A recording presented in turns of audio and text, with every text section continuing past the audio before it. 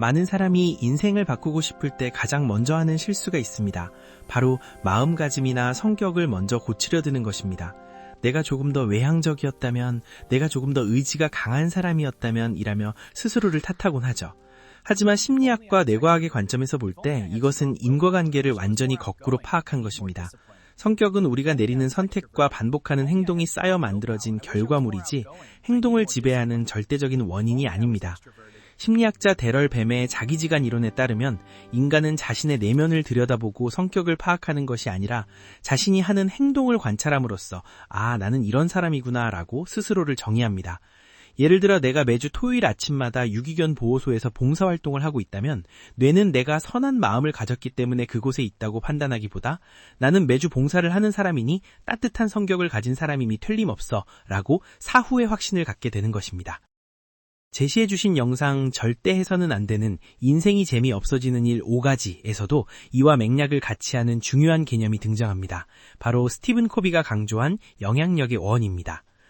우리가 통제할 수 없는 성격이나 타고난 기질 혹은 타인의 시선 같은 관심의 원에 에너지를 쏟는 대신 지금 당장 내 몸을 움직여 바꿀 수 있는 행동의 영역인 영향력의 원에 집중해야 한다는 것입니다.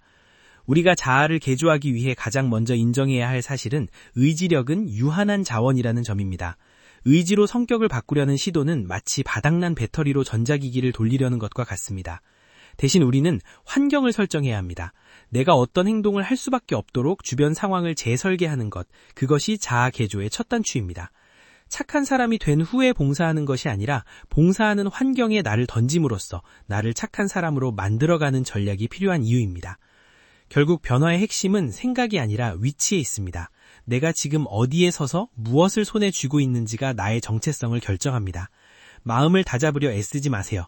대신 당신의 몸이 향할 목적지를 먼저 정하십시오. 그것이 운동이든 공부든 새로운 도전이든 상관없습니다. 행동이 시작되는 순간 당신의 성격은 그 궤적을 따라 자연스럽게 재구성되기 시작할 것입니다. 성격을 고치기보다 행동을 먼저 바꾸라는 말은 단순히 부지런해지라는 조언이 아닙니다. 이것은 우리가 통제할 수 있는 유일한 영역인 영향력의 원을 물리적으로 확장하는 전략입니다. 영상에서 강조했듯 많은 사람이 월급이 적다거나 경기가 안 좋다는 식의 관심의 원에 머물며 에너지를 낭비합니다. 하지만 자아를 개조하는 현명한 사람은 그 시간에 내 몸의 근육을 움직이거나 새로운 기술을 배우는 영향력의 영역으로 즉시 이동합니다. 여기서 가장 강력한 도구가 바로 신체적 행동입니다. 왜 하필 복싱이나 가라데 같은 거친 운동 혹은 고된 봉사활동일까요? 우리의 뇌는 추상적인 결심보다 구체적인 물리적 감각에 훨씬 더 민감하게 반응하기 때문입니다.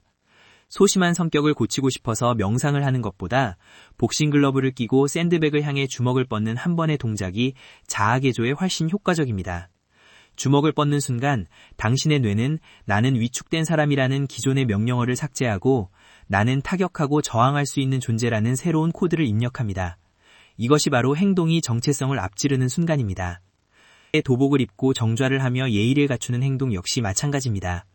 내가 예의 바른 성격이라서 정좌를 하는 것이 아니라 도복을 입고 절을 하는 환경과 행동이 반복되면서 나의 내면에 절제와 예법이 스며드는 것입니다. 봉사활동도 마찬가지입니다. 나중에 여유가 생기면 마음이 따뜻해지면 하겠다는 생각은 영원히 오지 않을 미래입니다. 오히려 타인의 고통을 닦아주는 물리적 행위에 내 손과 발을 먼저 빌려줄 때 그 손의 기억이 나를 이타적인 사람으로 재정의하게 만듭니다. 영상에서는 인생이 지루해지는 이유 중 하나로 매너리즘을 꼽습니다. 뇌는 새로운 자극이 없을 때 퇴보하며 이는 곧 자존감의 하락으로 이어집니다.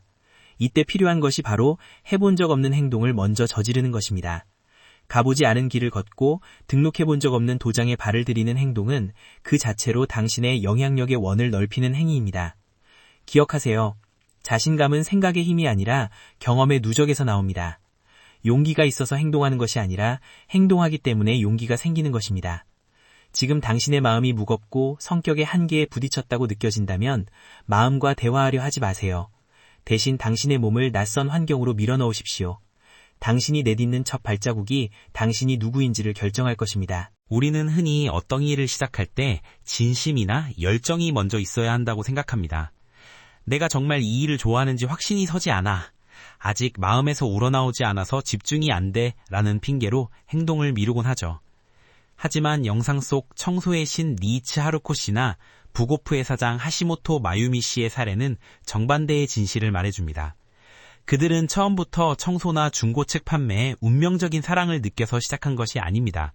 생계를 위해 혹은 상황에 떠밀려 시작한 단순한 반복 속에서 진심을 발견한 것입니다. 영상에서 지적하듯 인간의 뇌는 매너리즘을 지독하게 혐오합니다. 똑같은 일상이 반복되면 뇌는 에너지를 아끼기 위해 자동 항법 모드로 들어가 버리고 이때 우리는 인생이 지루하고 의미 없다고 느낍니다. 이 지루함을 깨는 유일한 방법은 마음의 변화가 아니라 행동의 변주입니다. 거창한 목표가 없어도 좋습니다. 평소와 다른 길로 퇴근하고 먹어본 적 없는 메뉴를 주문하는 작은 행동의 변화가 뇌에 새로운 전기 신호를 보냅니다. 자아개조의 핵심은 바로 이 새로운 행동의 반복을 통해 뇌의 회로를 강제로 재배선하는 것입니다. 여기서 우리가 주목해야 할 전략은 환경 설정을 통한 강제 반복입니다. 진심이 생기길 기다리는 것이 아니라 진심이 생길 수밖에 없는 환경에 나를 가두는 것입니다. 복싱 도장에 가면 관장님의 구령에 맞춰 주먹을 내뻗어야만 하고 봉사 현장에 가면 내 감정과 상관없이 쓰레기를 줍고 타인을 도와야 합니다. 이때 중요한 것은 기분이 아니라 동작입니다. 기분은 날씨처럼 변덕스럽지만 동작은 물리적인 실체입니다. 재미있어서 열심히 하는 것이 아니라 열심히 하기 때문에 재미있어지는 것이라는 영상의 메시지는 자아개조의 황금률입니다. 몰입은 하늘에서 떨어지는 선물이 아니라 행동이 반복되는 과정에서 발생하는 부산물입니다. 내가 샌드백을 1000번 치는 동안 내 뇌는 이 일에 이렇게 열심인 걸 보니 나는 투지가 넘치는 사람인가 보다 라고 결론 내립니다. 성격이 행동을 만드는 것이 아니라 반복된 행동이 성격이라는 굳은 살을 만드는 것입니다. 따라서 자아를 개조하고 싶다면 어떤 마음을 가질까 고민하지 말고 어떤 행동을 반복할 환경을 만들까를 고민하십시오. 당신의 하루를 채우는 사소하고 반복적인 행동들이 모여 결국 당신이라는 사람의 정체성을 결정짓게 됩니다. 진심은 행동의 시작점이 아니라 행동이 쌓여 만들어진 종착역임을 잊지. 자아개조를 위해 복싱장에 가거나 봉사활동을 시작하는 것이 공간적 환경을 바꾸는 일이라면 우리가 매일 내뱉는 언어를 바꾸는 것은 언어적 환경을 재설계하는 일입니다. 영상에서 강조하는 리프레이밍은 단순히 긍정적인 생각을 하라는 도덕적 훈계가 아닙니다. 이것은 뇌의 물리적 회로를 강제로 재배선하는 가장 강력하고 빈번한 행동입니다. 우리 뇌에는 생존을 위해 위협과 결핍에 집중하는 부정적 편향이 내재되어 있습니다. 가만히 있으면 뇌는 자동으로 피곤하다, 최악이다, 안 될 거야 라는 신호를 보냅니다. 이때 우리는 가만히 앉아서 긍정적인 마음이 생기길 기다려서는 안 됩니다. 마음이 바뀌기 전에 언어라는 행동이 먼저 튀어나가야 합니다. 아, 정말 지친다 라는 말이 목구멍까지 차올랐을 때 이를 꾹 누르고 오늘 정말 밀도 있게 살았다 라고 소리내어 말하는 것. 이것이 바로 자아를 개조하는 구체적인 행동 전략입니다. 리프레이밍은 거짓말이 아니라 관점의 전환이라는 행동입니다. 비가 와서 여행을 망쳤다고 생각될 때 잊지 못할 운치 있는 추억이 되겠네 라고 말하는 순간 우리 뇌는 비라는 현상을 재앙에서 이벤트로 재분류합니다. 처음에는 이 과정이 어색하고 가식적으로 느껴질 수 있습니다. 하지만 영상에서 말하듯 억지로 참음이라도 괜찮습니다. 어색함에도 불구하고 긍정적인 언어를 선택하는 행동을 반복하면 뇌 안에는 새로운 긍정회로라는 물리적인 길이 뚫리기 때문입니다. 결국 나는 부정적인 성격이야 라는 말은 틀렸습니다. 정확히는 나는 부정적인 언어 행동을 반복하고 있어가 맞습니다. 성격이라는 거대한 바위도 말이라는 정으로 매일 조금씩 정을 치다 보면 결국 모양이 바뀝니다. 운이 좋다, 오히려 잘됐다, 덕분에 배웠다 라는 말을 입버릇처럼 행동으로 옮기십시오. 당신이 내뱉는 문장들이 당신의 내면을 정의하고 어느덧 당신은 그 말에 걸맞은 에너지를 가진 사람으로 변해 있을 것입니다.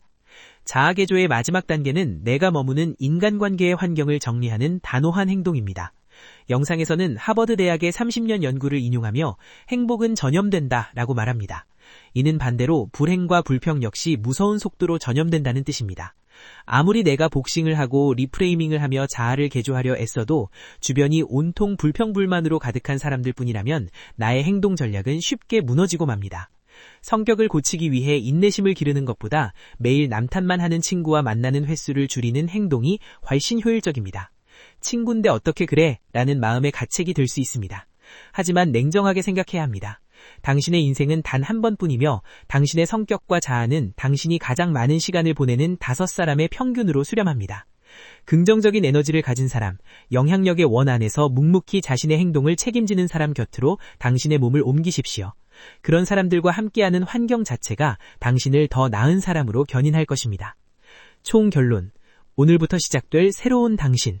지금까지 우리는 성격보다 행동이 먼저다라는 대전제를 다뤘습니다.